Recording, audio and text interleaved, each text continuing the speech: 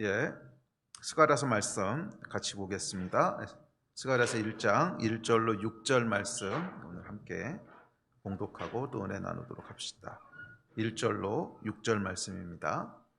우리 다 같이 한 목소리로 1절부터 읽겠습니다. 시작. 다리오 왕 제2년 8째 달에 여호와의 말씀이 이도의 손자 베레기야의 아들 선지자 스가랴에게 임하니라. 이르시되 여호와가 너희의 조상들에게 심히 진노하셨느니라. 그러므로 너는 그들에게 말하기를 만군의 여호와께서 이처럼 이르시되 너희는 내게로 돌아오라. 만군의 여호와의 말이니라. 그리하면 내가 너희에게로 돌아가리라. 만군의 여호와의 말이니라. 너희 조상들을 본받지 말라. 옛적 선지자들이 만군의 여호와께서 이같이 말씀하시기를 너희가 악한 길 악한 행위를 떠나서 돌아오라 하셨다 하나 그들이 듣지 아니하고 내게 귀를 기울이지 아니하였느니라. 여호와의 말이니라. 너희 조상들이 어디 있느냐? 또 선지자들이 영원히 살겠느냐? 내가 나의 종 선지자들에게 명령한 내 말과 내 법도들이 어찌 너희 조상들에게 임하지 아니하겠느냐? 그러므로 그들이 돌이켜 이르기를 만군의 여호와께서 우리 길대로 우리 행위대로 우리에게 행하시려고 뜻하신 것을 우리에게 행하셨도다 하였느니라. 아멘. 저희가 2021년을 기도하는 가운데 또 시작하고 있습니다. 2021년은 새로운 것들이 재편되고 리셋되는 해가 될 거라고 저희가 두 번에 걸쳐서 말씀을 드렸습니다. 멈춰졌던 것들이 다시 시작되는 해가 될 것이고 또 재편의 해가 될 터인데, 재편이라고 하는 것은 뭐냐면 무너지고 세워진다는 뜻입니다. 그런데 그 무너졌던 것들이 예전 모습 그대로 다시 세워지는 것이 아니라는 거죠. 옛 질서들은 무너지고 이전에 우리가 알지 못했던 새로운 질서들이 세워지는 해가 될 것입니다. 그래서 이 재편의 해, 리셋의 해에는 딱 두 가지 선택지가 있습니다. 흥하든지 망하든지 둘 중 하나가 일어나는 것입니다. 중간에 대충 어정쩡하게 끼어 있는 것, 이런 게 없다는 거예요. 흥하든지 망하든지 현상 유지라고 하는 선택지는 없습니다. 현상 유지라고 하는 선택지는 없어요. 네.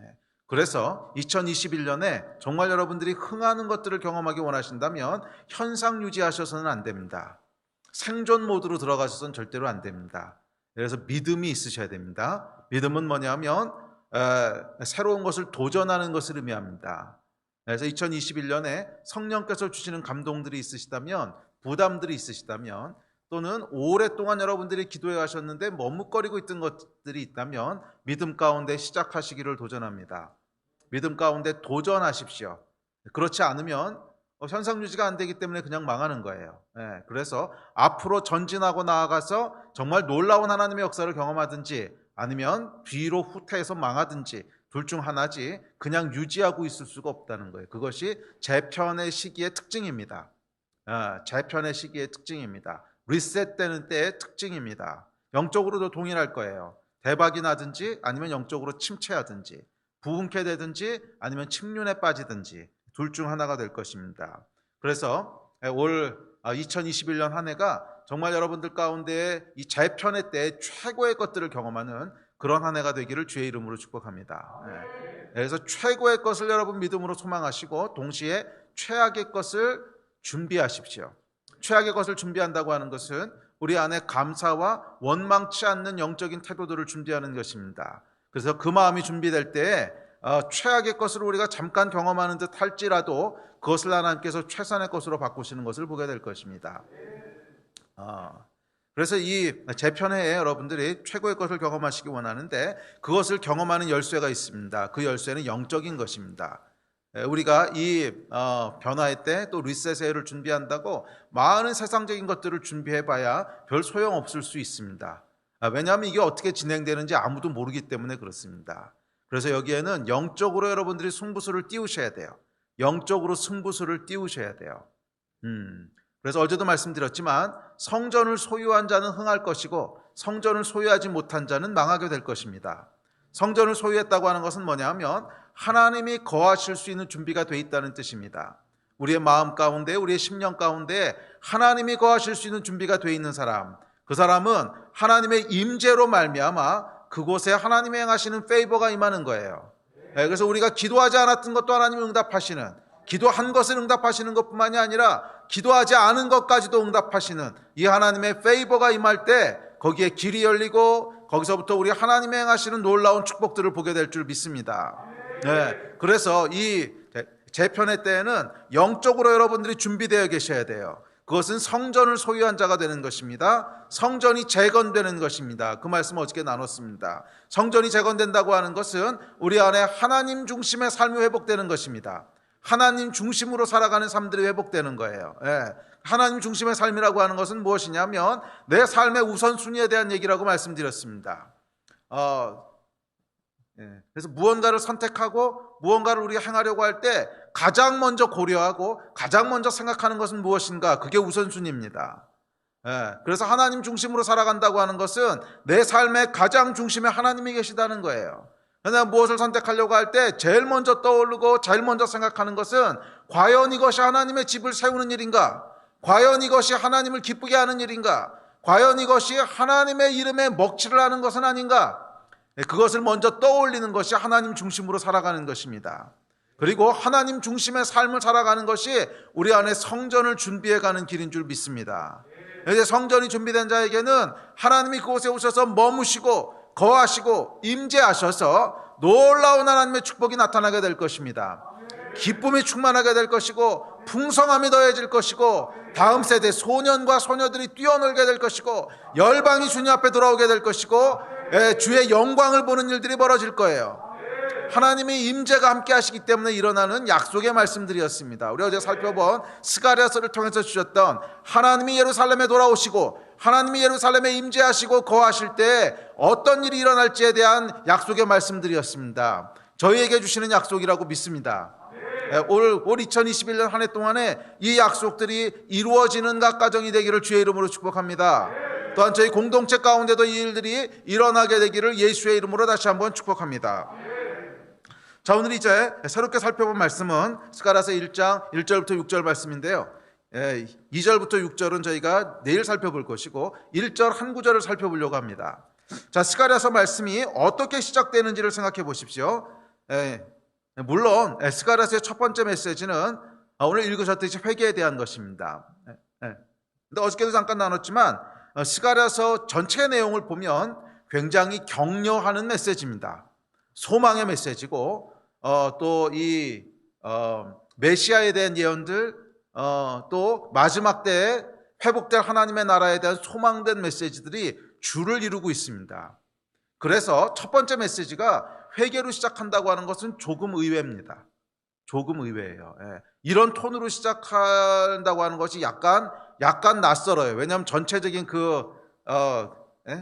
스가랴서 전체 메시지를 보면 톤이 약간 다르거든요.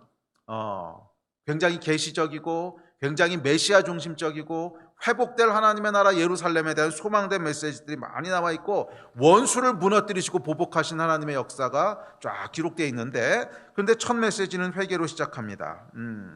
그래서 여러분 하나님의 말씀은 우리 생각과 다르다고 하는 것을 아셔야 돼요. 우리의 상식과도 다르고요. 우리의 생각과도 다릅니다. 그래서 우리에게 필요한 것은 뭐냐면 하나님의 말씀이 임하는 것입니다. 우리의 그냥 생각으로 상식으로 그냥 이렇게 되니까 저렇게 될 거야 이렇게 생각하면 안 된다는 거예요.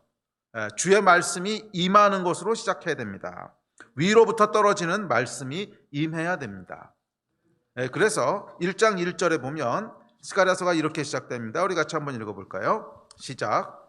다리오 왕 제2년 8째 달에 여호와의 말씀이 이또의 손자 베레게의 아들 선지자 스가랴에게 임하니라 이르시되. 자, 이 스가랴서의 메시지가 어떻게 시작되냐면 여호와의 말씀이 임하는 것으로 시작합니다.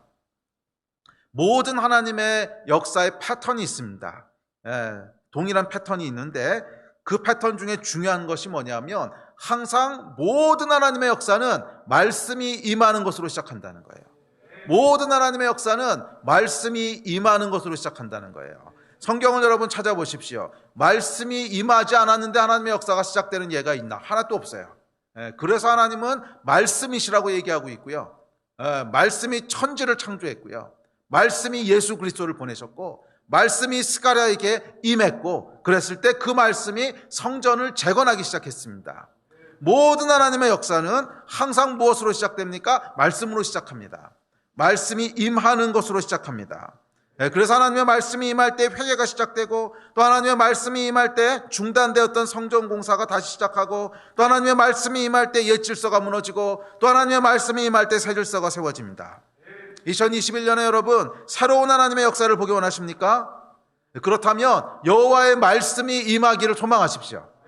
개인적으로도 그렇고 공동체적으로도 그렇습니다. 여러분 개인의 삶 가운데 하나님이 역사하시는 것을 보기 원하신다면 말씀이 임하기를 사모하십시오. 저희 교회 공동체 가운데 하나님의 역사가 일어나는 것을 보기 원한다면 말씀이 임하기를 사모해야 됩니다. 말씀이 임하기를 소망하십시오. 그래서 멈췄던 하나님의 시계가 다시 가기 원하십니까? 그렇다면 여호와의 말씀이 임하기를 소망하십시오. 영적인 회복을 원하십니까? 그렇다면 여호와의 말씀이 임하기를 소망하십시오. 영적인 돌파를 원하십니까? 그렇다면 여호와의 말씀이 임하기를 소망하십시오. 여호와의 말씀이 임하는 2021년이 되도록 소망하세요. 올 한 해가 2021년이 지금 우리가 막 시작했는데 정말 하나님이 행하셨던 한 해야, 그런 고백을 하기 원하신다면, 정말 하나님이 일하셨던 한 해고 하나님이 우리와 동행하셨던 한 해고 놀라운 하나님의 역사를 행하셨던 한 해야, 이 고백을 하기 원하신다면 무엇으로 시작하셔야 됩니까? 말씀이 임하는 것으로 시작해야 됩니다. 항상 보면 동일해요. 항상 보면, 구약에도 보면 선지자들을 통해서 말씀을 주세요. 하늘에서부터 말씀이 임해요. 그러면 그 말씀이 능력이 있고 살아있어서 계속 사람들을 움직이기 시작합니다. 움직이면서 하나님의 놀라운 역사들이 일어나기 시작하고, 그러면서 하나님의 일이 진행되고 완성되는 겁니다. 우리 인생 가운데 정말 주의 역사를 보기 원하신다면 하나님의 말씀이 임하는 그 일부터 시작하기를 주의 이름으로 축복합니다. 여러분 오늘 하루를 어떻게 시작하셨습니까? 말씀이 임하는 것으로 시작하셨습니까? 새롭고 내 생각을 뛰어넘는 그런 하나님의 말씀으로 시작하셨습니까?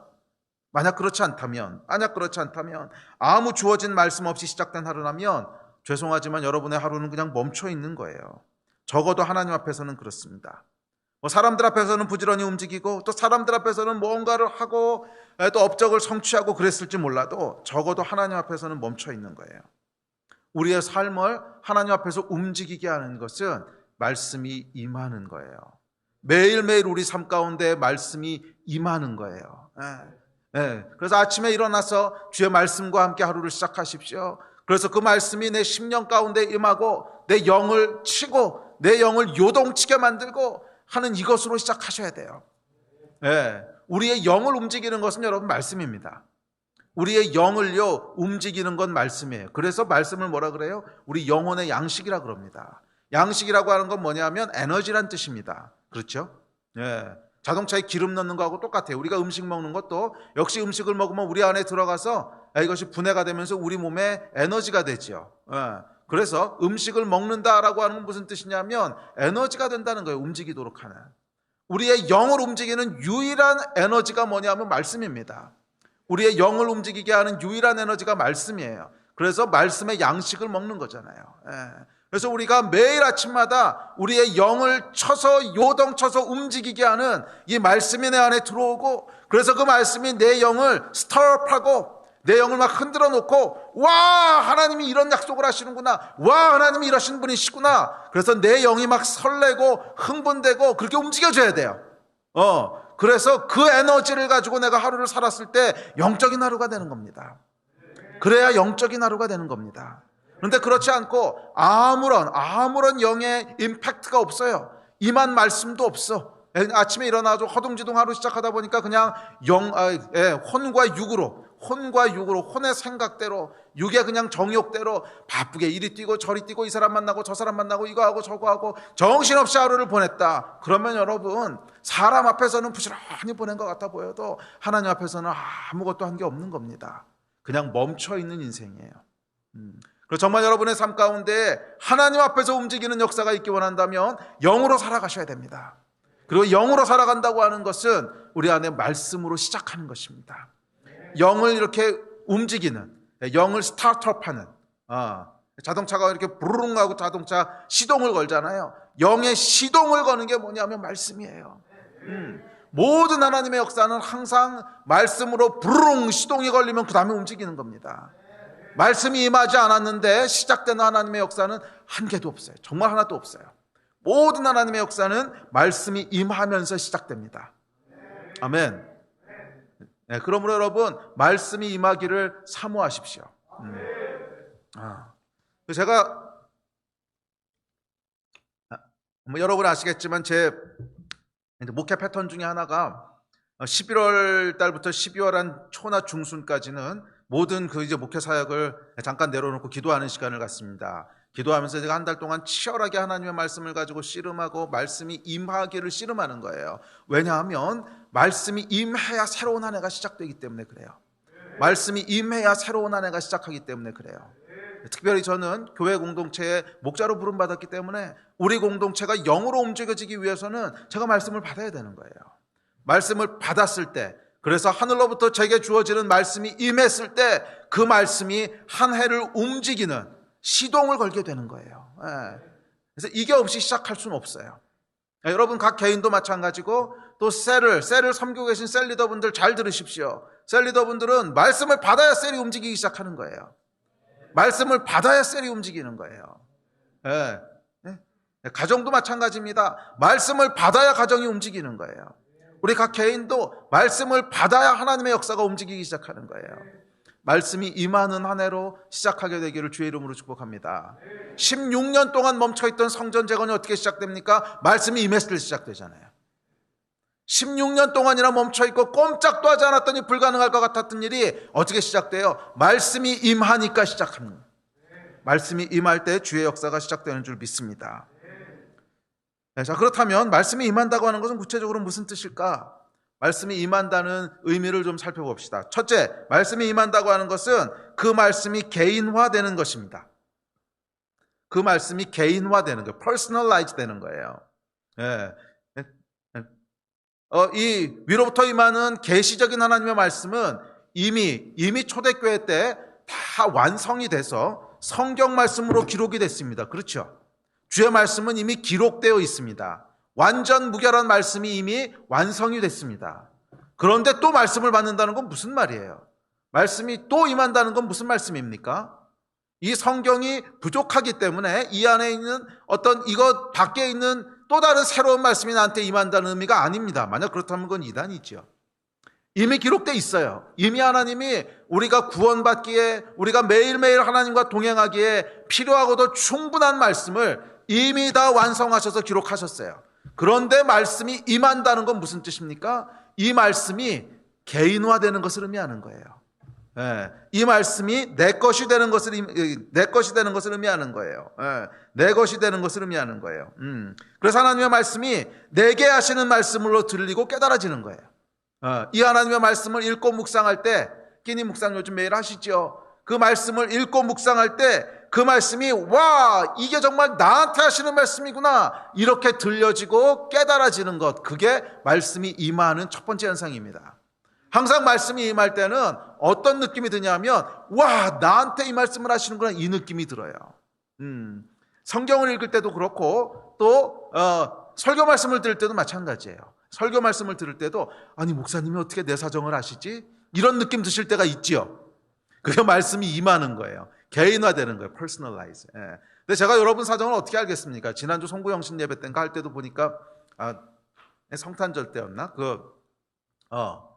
영상 만들어 놓은 거 보니까 많이 나오는 말들 중에 하나가 아니 어떻게 목사님이 내 사정을 아시고 이 설교를 하시지? 이런 반응들이 많다고 이제 그 얘기를 하셨는데, 여러분 그게 뭐냐면 성령께서 역사하시는 거예요. 그게 성령께서 역사하시는 거예요. 제가 여러분 뒷조사를 하겠습니까? 뭐 여러분 상황을 제가 일일이 다 보고를 받겠습니까? 불가능해요. 그리고 여러분의 어떤 디테일한 상황들이 저한테 보고되지도 않습니다. 보고되지도 않고 전혀 몰라요. 그리고 설령 제가 그 상황을 안다고 할지라도 그 상황을 가지고 설교하진 않습니다. 이건 목회윤리에 어긋나기 때문에 그 상황을 가지고 제가 여기서 설교할 수는 없어요. 그건 제가 개인적으로 만나서 얘기하든지 해야지. 전혀 여러분 상황하고는 완전히 일도 하나도 관계없어요. 그런데 어느 날 설교를 듣고 있으면 아이고 목사님이 내 상황을 아셨나? 목사님이 목사님이 여러분 상황을 한 게 아니라 성령께서 여러분 상황을 아시는 거예요. 그래서 그냥 저는 여러분 각 사람하고 무관하게 그냥 성령께서 주시는 하나님의 말씀을 저에게 주신 감동대로 쭉 풀어서 말씀을 전하는데, 그 말씀이 각 사람에게 개인화돼서 꽂힐 때 그게 뭐예요? 말씀이 임하는 거라는 거예요. 개인적으로 말씀을 묵상하실 때도 마찬가지예요. 그냥 성경 말씀 많이 읽던 말씀이야. 많이 읽던 말씀이라서 내용만 놓고 보자면 다 아는 말씀이고 수십 번 더 읽은 말씀이고 그럴 수 있어요.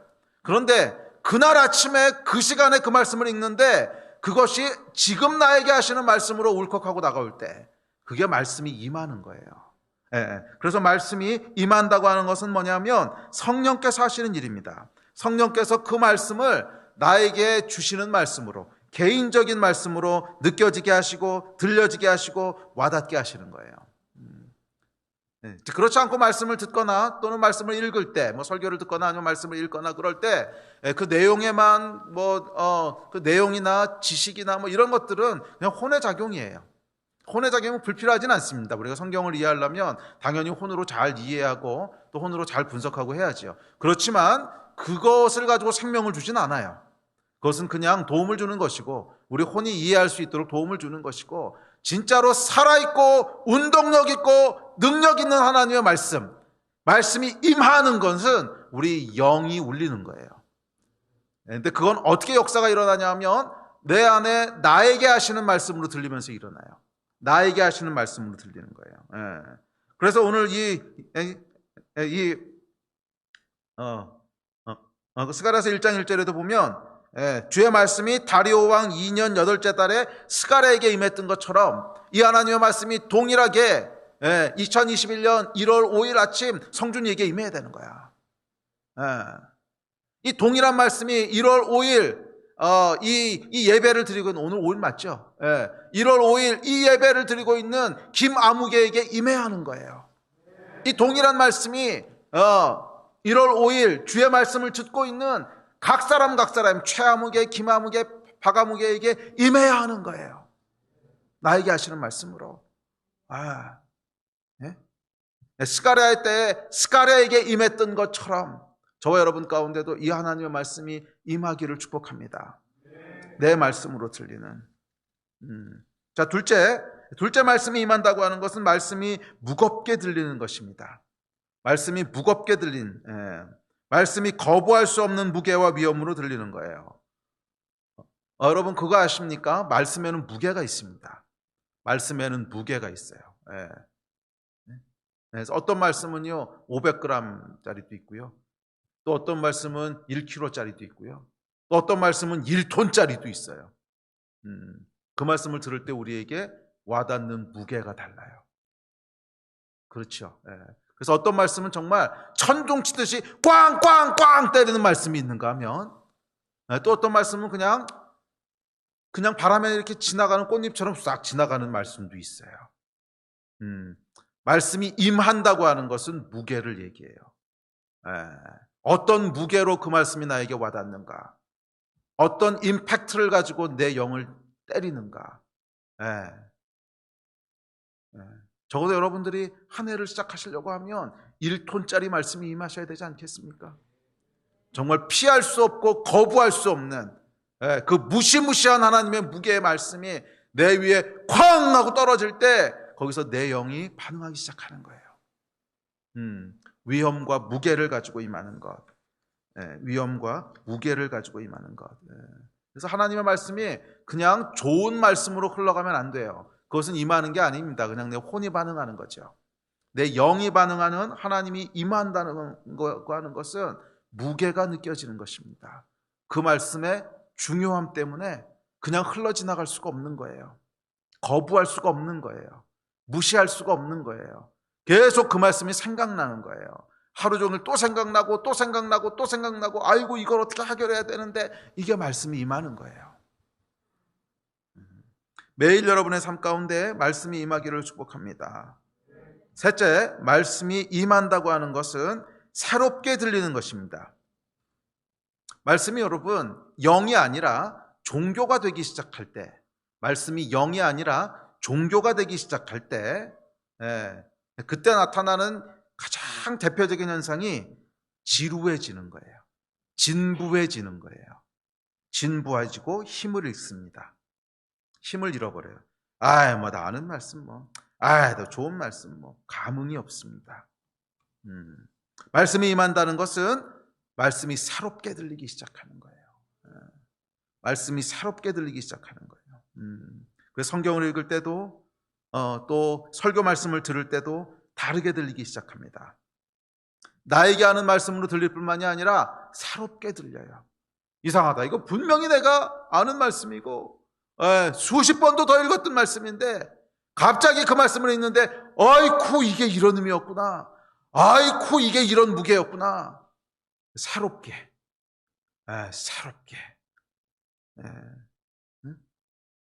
그게 여러분 말씀이 임하는 것입니다. 말씀이 임한다고 하는 것은 성령께서 그 말씀을 우리에게 하신다는 뜻이에요. 말씀에 성령이 역사하신다는 뜻인데 그래서 말씀이 임한다고 하는 것은 혼으로 말씀을 받는 것이 아니라 내 영으로 말씀을 받는 것을 의미합니다. 앞서도 얘기했지만 이 말씀이 내 영혼을 울리는 거예요.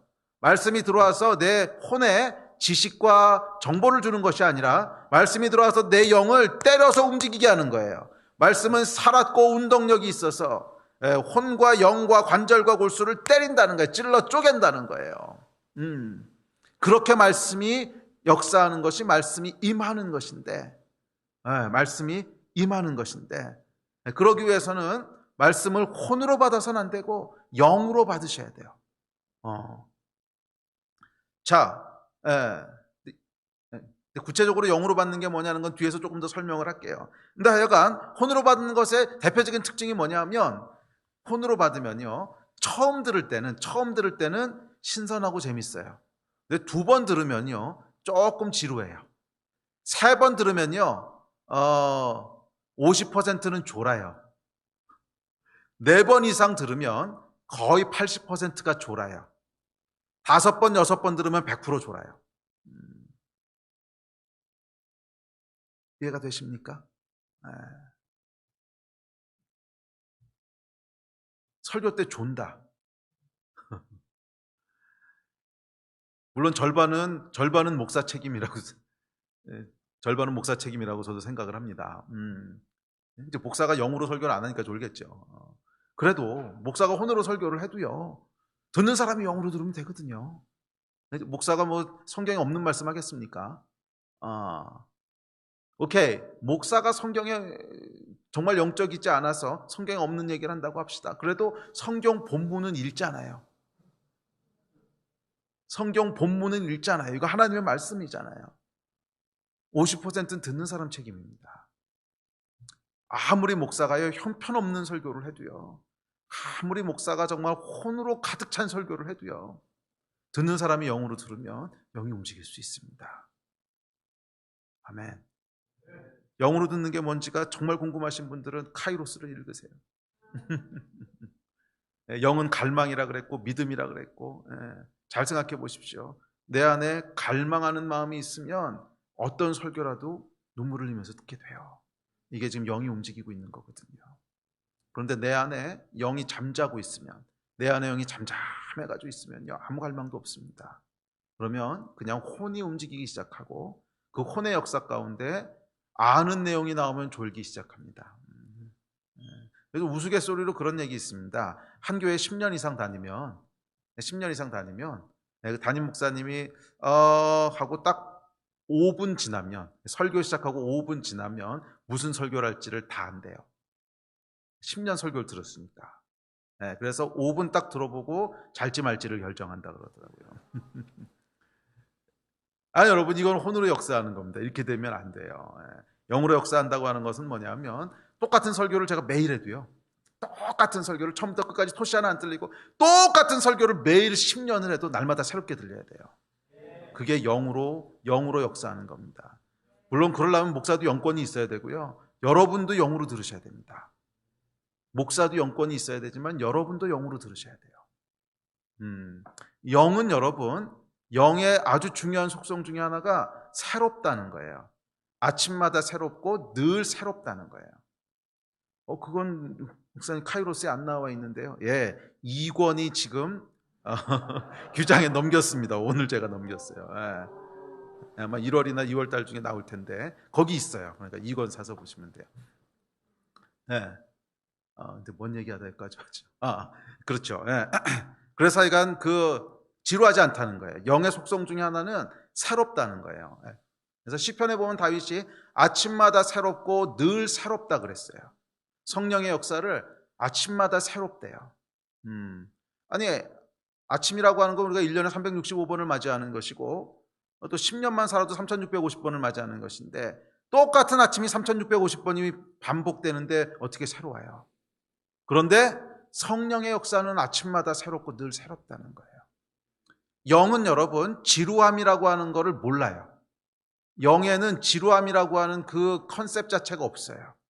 계속 새로운 거예요. 그래서 여러분 천국이 영원할 수 있는 거예요. 만약에 이 날마다 새롭다고 하는 속성이 없으면 천국이 영원하다고 하는 것은 우리에게 축복일까요? 저줄까요? 그거 분명히 저줄 겁니다. 네.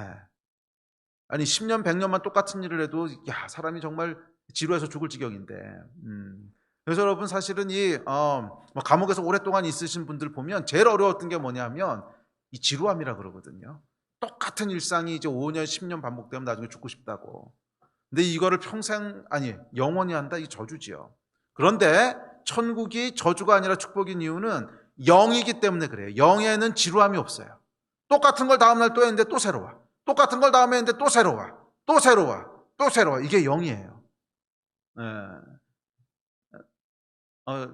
35년 전에 제가 예수를 믿게 됐고 처음에 제가 예수를 믿자마자 제일 먼저 했던 게 성경을 읽는 거였어요. 감사하게도 저를 이게 처음에 키워주고 이제 끌어줬던 분들이 성경을 정말 사랑하는 분들이었어요.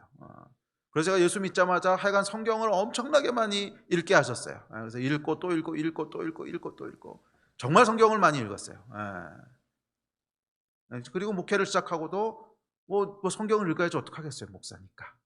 계속 성경을 지금 몇 번 읽었는지 모르겠어요. 하여간 무수히 많이 읽었는데 참 놀라운 게 또 읽어도 새로워요. 또 읽어도 또 새로워요. 지루하지가 않아요. 요한복음 정말 100번 못 읽어도 100번을 읽었을 거예요. 그런데도 읽으면 또 새로워요. 이게 도대체 뭘까? 이게 영이에요. 영. 말씀은 여러분 영으로 받으셔야 돼요. 그래서 말씀이 임한다라고 하는 것은 뭐냐 하면 새롭게 느껴지는 거예요. 물론 평생 성경을 처음 읽으시는 분들은 구분이 안 될 거예요. 이걸 처음 봐서 새로운 건지 아니면 영이라서 새로운 건지 모르겠지만 신앙생활을 좀 어느 정도 하신 분들은 이게 시금석이 됩니다. 그러니까 분별할 수 있는 기준이 돼요. 말씀이 새로운가, 말씀이 새로운가, 지루한가. 만약 여러분들이 지루하고 있다면, 지루하고 아무 감흥이 없다면 내 영이 침체되어 있다는 뜻입니다. 여러분의 말씀 생활은 어떠십니까? 여러분, 이제 한 해가 시작됐는데 어제, 오늘 어떠셨어요? 말씀을 읽을 때 새로움이 있었습니까? 그 새로움에서 오는 흥분이 있었습니까? 그 영이 여러분 어떻게 반응하고 있으세요? 맨날 듣는 말씀 뭐. 여호수아서 이거 10번도 더 읽었어. 혹시 그렇다면 영이 침체되어 있는 거예요. 10번이 아니라 100번을 읽었어도 말씀이 임할 때는요, 새로워요. 말씀이 여러분 새롭지 않다면 긴장하십시오. 제 편의 해에 망한다는 뜻입니다. 말씀을 읽을 때 새로움이 없다면 긴장하세요. 제 편의 해에 망한다는 뜻이에요. 자, 그렇다면 우리가 어떻게 우리의 영을 깨울 수 있는가? 우리의 영이 깨어 있어야 사실은 말씀이 영으로 임하는 거 아닙니까? 우리 영이 우리 안에서 깨어서 움직이고 있어야 영으로 말씀을 받는데 어떻게 영을 깨우는가? 영을 깨우는 스위치가 있습니다. 영을 깨우는 스위치가 있는데 그 스위치는 뭐냐 하면 의지예요. 의지. 사람에게 주신 우리 삶을 컨트롤하는 컨트롤 타워는 의지입니다. 그래서 하나님이 선악과라고 하는 것을 딱 주시면서 사람을 사람 되게 하셨잖아요. 사람을 사람 되게 하는 것이 선악과거든요. 근데 그 선악과가 의미하는 것은 뭐예요? 선택하는 거죠. 내가 의지적으로 선택할 수 있다는 거죠. 이 선택에 의해서 사람은 움직여집니다. 그래서 우리의 선택할 수 있는 의지라고 하는 기능이 나를 정의하는 가장 근본이에요. 그래서 이 선택에 의해서 우리의 혼과 육도 움직여지지만 동시에 이 선택에 의해서 우리의 영도 움직여져요. 그래서 여러분들이 어떤 선택을 하느냐에 따라서 영이 잠들 수도 있고 또 어떤 선택을 하느냐에 따라서 영이 깨어날 수도 있습니다. 영이 깨어나는 선택을 하셔야 돼요. 영이 깨어나는 선택을 하셔야 돼요. 그래서 여러분들이 죄를 선택하잖아요. 그러면 영이 점점점 침체돼 갑니다. 죄를 선택하면 침체되고 또 선택하면 더 침체되고 또 선택하면 계속 침체되고 아시잖아요. 죄 가운데 있을 때 우리 영의 상태가 어떤지. 죄를 여러분 선택하고 나서 성경을 읽어보십시오. 정말요, 글자도 안 들어와요. 제 경험이에요. 죄 가운데 여러분 성경을 한번 읽어보세요. 죄 가운데 성경 읽을 리가 없지. 그래도 죄 가운데 여러분 실험을 해보세요. 죄 가운데 성경을 읽잖아요. 그러면 혼도 이해를 못해요. 영이 이해를 못하는 정도가 아니라 혼도 이해를 못해요. 성경을 읽고 있는데 무슨 말씀인지를 모르겠어. 그런 경험들 있지 않으십니까? 내가 분명히 성경을 읽고 있는데 무슨 말인지를 모르겠어. 그냥 글자 하나하나가 다 흩어져 가지고서 막 돌아다니는 느낌이야. 그게 뭐예요? 혼도 이해를 못하는 거예요. 안 읽혀요. 정말 안 읽혀요. 우리 영이 잠자고 있다는 뜻이에요. 그러나 하나님 중심의 삶을 선택해 보세요. 어저께 나눴던 하나님 중심의 삶. 이 일을 하면 하나님이 기뻐하실까? 이 일을 하면 하나님의 집이 세워질까? 내가 이 일을 하면 하나님의 명예에 누가 되진 않을까? 하나님 중심의 삶을 선택해 보십시오. 영이 깨어나요. 하나님 중심의 삶을 선택하는 순간 우리 안에 영이 깨어나고 또 선택하면 또 깨어나고 또 선택하면 또 깨어나고 실험해 보십시오. 내 집을 세우는 것을 포기하고 하나님 집 세우는 걸 한번 선택해 보세요.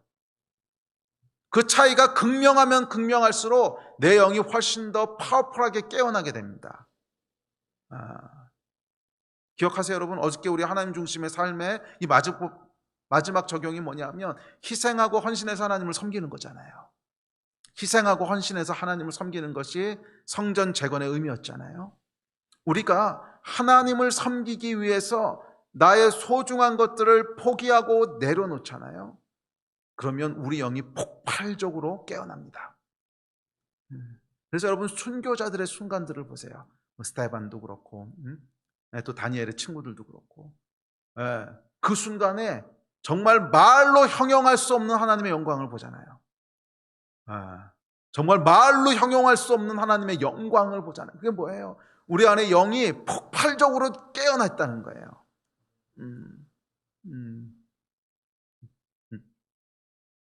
그래서 꼭 순교의 순간이 아니더라도 이제 순교는 한 번밖에 못하는 거잖아요. 매일매일의 삶 가운데 내 것을 내려놓고 하나님의 것을 세워갈 때 그리고 나서 말씀을 보세요. 감동이요. 말씀 한 구절 한 구절이요. 내 영을 막 요동치게 합니다. 눈물 없이는 성경이 안 읽혀요. 막 감동과 감격과 여러분 영이 깨어나는 거예요. 선택이에요, 선택. 어떻게 영으로 하나님의 말씀을 받지 어렵도다. 아니요, 여러분. 영적인 생활은 어려운 게 아닙니다. 어렵긴 어렵죠. 몰라서 어려운 게 아닙니다. 실행하기가 어려운 거죠. 지식적으로는 단순합니다. 내 것을 들여서 하나님을 섬기는 거예요. 내 것을 희생해서 하나님의 집을 세우는 거예요. 이것이 선택이에요. 하나님 중심의 선택이에요. 그리고 그 일을 행하면 행할수록 그 일을 행하면 행할수록 주의 나라를 위하여 희생한 것이 크면 클수록 내 영이 더 파워풀하게 일어나요. 내 육은 죽을지 몰라도 내 육은 처참할지 몰라도 내 영은 놀라운 하나님의 영광을 보게 되는 거예요. 내 영이 소생하는 거예요. 아멘. 그게 영적인 비밀입니다. 육을 죽일 때 영이 살아나는 거예요. 육을 죽일 때 영이 살아나는 거예요. 육을 죽인다고 하는 것은 금욕적인 생활이 아니라 예수 그리스도를 섬기기 위해서 내가 하나님의 나라를 먼저 선택한다는 뜻이에요. 내가 비록 손해를 보고 희생할지라도 하나님의 의와 나라를 먼저 선택하는, 그래서 내 육의 욕심과 내 육의 유익이 죽는 거죠. 무시되고 희생되고 내려놓아지면 그만큼 내 영이 살아나게 돼요. 선택입니다. 선택. 무엇을 선택하냐에 따라서 우리의 영이 깨어나기도 하고 잠들기도 합니다. 기도의 자리를 여러분 선택하실 때, 예배의 자리를 선택하실 때, 매일 아침 하나님의 말씀을 듣는 자리를 선택하실 때, 그 선택 하나하나가 우리의 영을 깨우는 거예요. 너무 힘들어요. 힘든 만큼 영을 파워풀하게 깨우는 거예요. 쉬운 걸 선택하면요, 쉬운 만큼 영이 깨어나요. 아주 정직합니다. 쉬운 주의 일을 하는 거긴 하지만 어렵지 않은 선택, 그러면 거기 비례해서 영이 깨어나요. 그런데 힘든 선택, 정말 내가 시간도 없고 잠도 부족하고 너무너무 피곤한데 그럼에도 불구하고 내가 주의 말씀을 놓칠 수 없습니다. 그래서 새벽마다 막 부족한 잠을 막 이러면서 일어나서 주 앞에 나갈 때 거기에 은혜가 임하는 거잖아요. 우리가 이미 체험적으로 알고 있지 않습니까? 그 어려운 환경 가운데 내가 막 졸음을 참아가며 육체의 연약함을 참아가며 막 그렇게 정말 이러면서 하나님 앞에 갔을 때 거기에 큰 은혜가 임하는 거 여러분 경험하지 않으셨습니까? 그게 왜 그럴까요? 그게 영적인 원리예요. 내가 육을 희생한 것만큼 영적으로 파랗게 깨어나게 돼요. 아멘. 이 선택들을 여러분 해가셔야 됩니다. 영을 깨우셔야 돼요. 너무 힘들고, 그때가 기회예요. 힘들기 때문에 기회예요. 힘들기 때문에 기회예요. 여러분 헌금 드리는 것도 똑같은 거 아십니까? 똑같아요. 영적인 원리가. 나는요 우리 애들 너무 힘들어가지고서 우리 건축 헌금하고 그건 못하겠어요. 아니요 여러분, 그때가 영을 깨우는 기회예요. 물론 절대 액수는 좀 여유가 있는 분보다 작을 수는 있겠지만 거기서 내가 얼마나 주님을 위해서 희생했느냐 하는 것이 영을 깨우는 비례한다니까요. 항상 그래요. 항상 그래요. 과부에 드렸던, 드릴 수 없는 상황 가운데 드렸잖아요. 드릴 수 없는 상황 가운데, 시간 낼 수 없는 상황 가운데 시간을 내고, 드릴 수 없는 상황 가운데 드리고, 분명히 내 육체에도 필요가 있어. 분명히 내가 이거 육체의 필요를 위해서도 써도 돼. 정당해. 죄 짓는 것도 아니고 정당해. 그럼에도 불구하고 그것을 주의 나라와 주의 의를 위해서 내가 드릴 때 거기서 영이 깨어나요.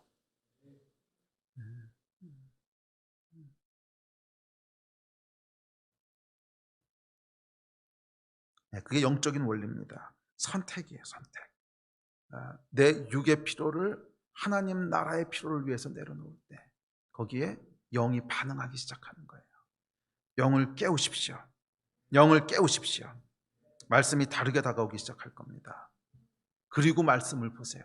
말씀이 임한다고 하는 게 뭔지를 느끼시기 시작할 거예요. 이런 의미구나. 이런 의미구나. 말씀이 여러분 전혀 나한테 감동도 없고 아무런 미동도 일으키지 않다면 죄송합니다. 육으로 사신다는 뜻입니다. 육을 위해 살고 계신다는 뜻입니다. 육으로 살고 있고요. 육을 위해 살고 있다는 뜻입니다. 우리가 영으로 살고 있고 영을 위해, 영을 위한다는 것은 하나님을 위해 살고 있다면요. 영으로 살고 있고 영을 위해 살고 있다면 말씀이 감동이에요. 눈물 없이는 말씀을 들을 수 없고요. 눈물 없이는 말씀을 읽을 수 없어요. 그냥 말씀 한마디 한마디 들을 때마다 내 심장이 쿵쾅 쿵쾅 거리는 거예요. 말씀 한마디 들을 때마다 내 영혼이 막 요동치는 거예요. 영으로 살고 있으니까. 그런데 말씀을 들어도 아무런 느낌도 없고 말씀을 읽어도 그냥 졸리고 지루하기만 하고 육으로 살고 있다는 뜻입니다. 육으로 살고 있다는 뜻입니다. 빨리 돌이키십시오. 재편의 때에는 여러분 영으로 사셔야 됩니다. 재편의 때에는 육으로 사시면 안 됩니다. 영으로 사셔야 됩니다. 말씀이 임하셔야 됩니다. 말씀이 우리 영을 울려야 됩니다. 아멘. 아멘. 영으로 사신 여러분 되시기를 바랍니다. 자, 말씀이 임한다는 것은 넷째, 말씀이 살았고 운동력 있게 능력으로 역사하는 것입니다.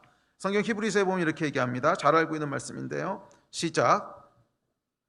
하나님의 말씀은 살아있고 활력이 있어 좌우에 날선 어떤 검보다도 예리하여 혼과 영과 및 관절과 골수를 찔러 쪼개기까지 하며 또 마음의 생각과 뜻을 판단하나니. 자, 이게 활력이 있고, 이게 원래 옛날 성경에 보면 운동력이 있고, 그런데 말씀에는 여러분 활력, 운동력이 있습니다. 운동력이 있다고 하는 것은 무언가를 움직이게 하는 힘이 있다는 거예요. 말씀에는 활력, 움직이는 힘이란 뜻이잖아요. 움직이게 하는 힘이 있다는 거예요. 말씀은 움직이게 하는 힘이 있다는 거예요. 그래서 말씀은 지식이나 정보가 아닙니다. 지식이나 정보를 받는 것은 말씀을 혼으로 읽는 것이고요.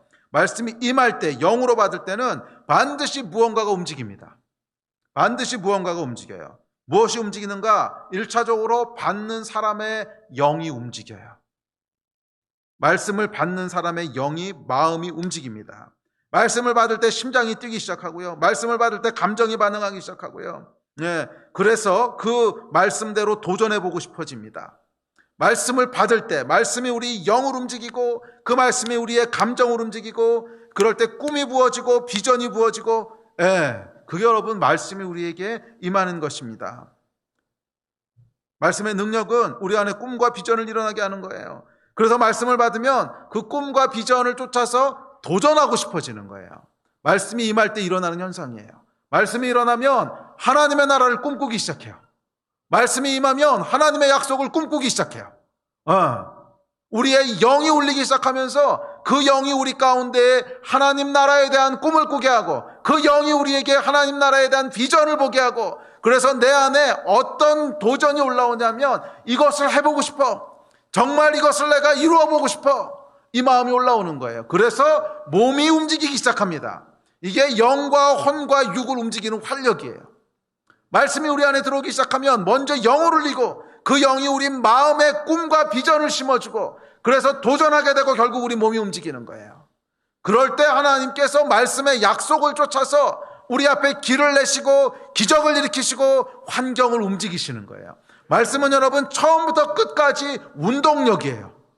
말씀은 처음부터 끝까지 활력이에요. 지식이 아니고 정보가 아니에요.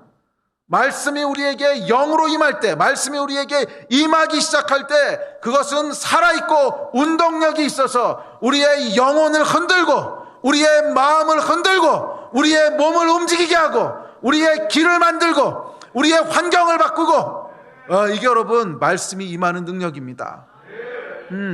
영으로 여러분 말씀을 받으십시오. 말씀은 여러분 지식이 아니라 역사하게 하는 운동력입니다. 우리를 꿈꾸게 하는 운동력입니다. 우리에게 비전을 쫓아가게 하는 운동력이고 우리를 도전하는 운동력이에요. 할렐루야. 이 말씀이 임할 때 그래서 하나님의 역사가 일어나기 시작하는 거예요. 운동력이기 때문에. 그 여러분 당구 같은 거 보시면요. 이렇게 당구공이 있지 않습니까? 아무런 힘이 가해지지 않으면 100년, 1000년을 기다려도 그 공은 거기 있습니다. 움직이지 않아요. 이게 움직이려면 어떻게 돼야 돼요? 힘으로 쳐줘야 돼요. 뭔가를 힘을 가해줘야 돼요. 그래서 그 힘이 임팩트를 주면 이 또르르 공이 굴러가가지고 탁 다른 공을 치지요. 그럼 그 공이 다시 움직이게 되고 똑같아요. 하나님의 역사가 뭔가 시작되려면 시작하는 임팩트가 있어야 된다는 거예요. 힘이 있어야 된다는 거예요. 그런데 그 힘이 뭐라는 거예요? 말씀은 살아있고 운동력이 있어. 움직이게 하는 힘이 있다는 거예요. 그래서 이 말씀이 임팩트를 줘야 돼요. 마치 가만히 정지되어 있는 당구공이 있는데 큐대로 딱 쳐서 힘을 주면 그때부터 이게 활력 있게 움직이기 시작하듯이 그렇게 말씀이 여러분의 삶을 쳐야 돼요.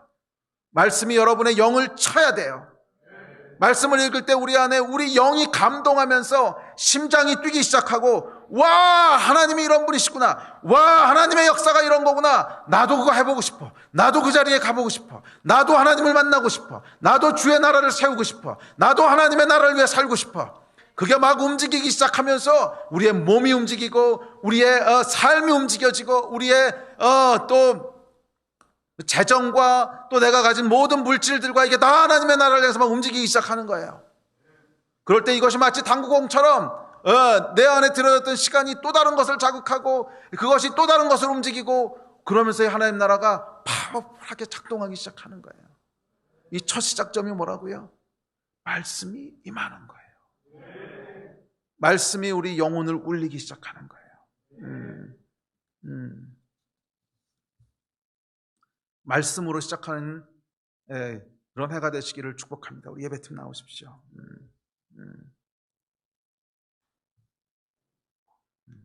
다섯째, 말씀이 임한다는 것은 하나님의 어떠하심을 알게 되는 것입니다. 하나님의 어떠하심이 전달되는 거예요. 말씀이 임한다는 것은 하나님의 사랑이 전달되고, 말씀이 임한다는 것은 하나님의 위로가 전달되고, 말씀이 임한다는 것은 하나님의 격려가 전달되는 것입니다. 그래서 말씀이 임할 때는 눈물이 나고 힘이 솟습니다.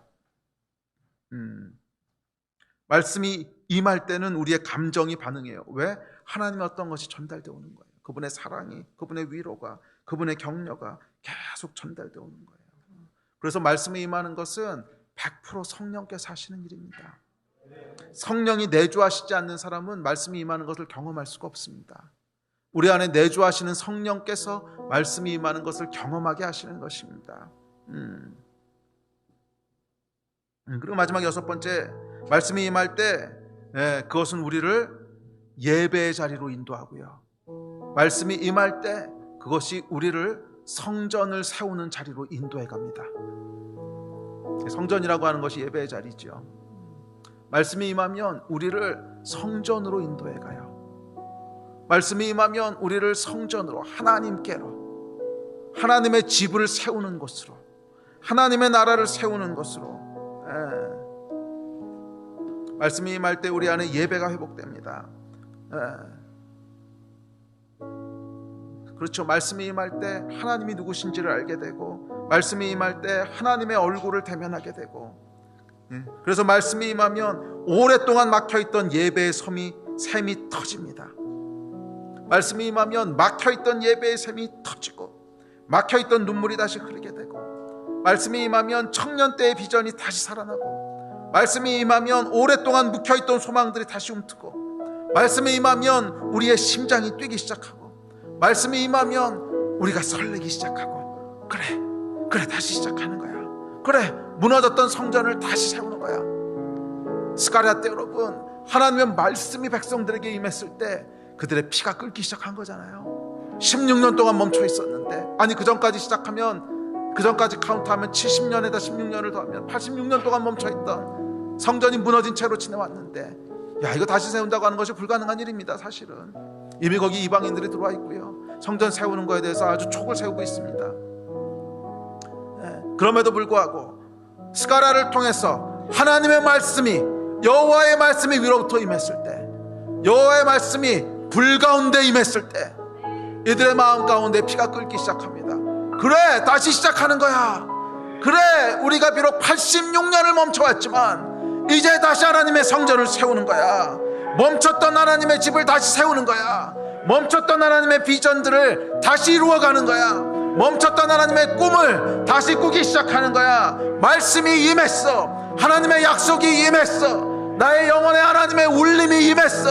여호와의 불이, 여호와의 말씀이 하늘로부터 불 가운데 우리에게 임했을 때, 예 주여, 여호와의 성전을 우리가 다시 세우겠나이다.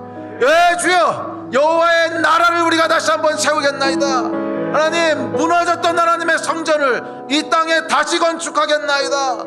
예 하나님, 무너졌던 하나님의 집을 내 삶 가운데 다시 세우겠습니다.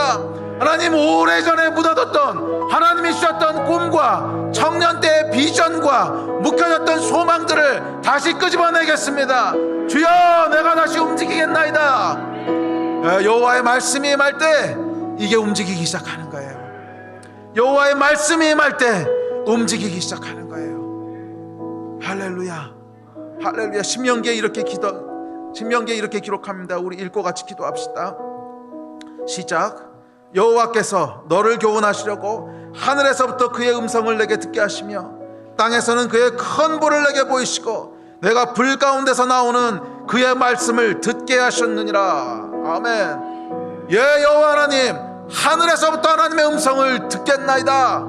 예, 하나님, 불 가운데 내가 하나님의 음성을 듣겠나이다. 불이라고 하는 것은 여러분 움직이게 하는 운동력이에요. 우리 안에 하나님의 불같은 말씀, 우리 안에 여호와의 불같은 그 말씀이 임함으로 내가 다시 움직이겠나이다. 내가 다시 꿈꾸겠나이다. 내가 다시 하나님의 성전을 세우겠나이다. 다리오 왕 2년 8째 달에 스가랴에게 하나님의 말씀이 임했을 때, 스가랴를 통해서 이스라엘 백성에게 하나님의 말씀이 임했을 때 오랫동안 멈춰있던 성전 재건이 다시 시작되었듯이 2021년에 이곳에 여호와의 말씀이 임할 때, 여러분의 삶 가운데 여호와의 말씀이 임할 때 멈춰졌던 하나님의 역사가 다시 시작될 것입니다. 여호와의 말씀이 여러분 가운데 임할 때, 불 가운데 임하고 하늘에서부터 임하고 구름 가운데 임할 때 우리의 영이 움직이기 시작하고 우리의 마음이 뛰기 시작하고 무너졌던 하나님의 성전을 세우고자 하는 주의 백성의 헌신들이 나오게 될 거예요. 이 일을 여러분 기대하십니까? 2021년 이 일이 일어나는 것을 여러분 보기 원하십니까? 그렇다면 우리 같이 기도합시다. 여호와의 말씀이여 임하소서. 내 영아 깨어날지어다. 내 영아 여호와의 말씀을 받을지어다. 내 영아 깨어날지어다. 여호와의 말씀이여 임하소서. 오늘 이곳에 임하소서. 오늘 이 땅 가운데 임하소서. 이 일을 위해서 우리 주여 3번 같이 부르짖고 합심해서 같이 기도하십시다. 기도하겠습니다.